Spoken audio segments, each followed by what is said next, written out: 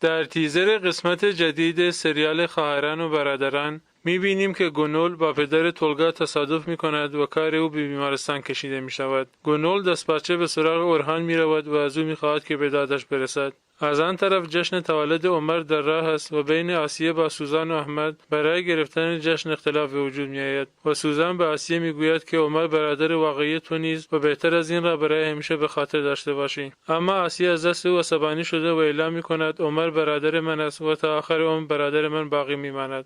از آن طرف دروگ با تحقیقاتی که انجام می‌دهد متوجه دروغ‌های مادرش می‌شود و اینکه نباهت باعث اخراج آسیه از کار شده است. دروگ دعوای شدیدی با مادرش می‌کند و به نشانه قهر از خانه بیرون می‌رود و به مرغدانی پناه می‌برد. همچنین می‌بینیم که لیلا با دیدن فیلم‌ها متوجه دست داشتن سوسن در ماجرای مرگ قدیر می‌شود. به همین خاطر به صورت غیر مستقیم قضیه را در کلاس مطرح می‌کند و بعد از اینکه عمر قسم می‌خورد اگر قاتل قدیر را پیدا کند انتقام سختی از او می‌گیرد، لیلا متوجه ترس و استرس سوسن شده و مطمئن می‌شود که سوسن ماجرا را مخفی کرده است. به همین خاطر به سراغ سوسن رفته و ماجرا را برایش تعریف می‌کند. سوسن با شنیدن صحبت‌های لیلا شوکه شده و همانطور به او خیره می‌ماند. و در پایان می‌بینیم که اورهان از دست گونول و کارها و رفتارهای او ذله شده و از آن طرف حسابی نگران بچه‌ها و شنگول است و به نظر می‌رسد که از زندگی با گونول راضی نیست و خسته شده و احتمالاً بخواهد از او جدا شود و طلاق بگیرد.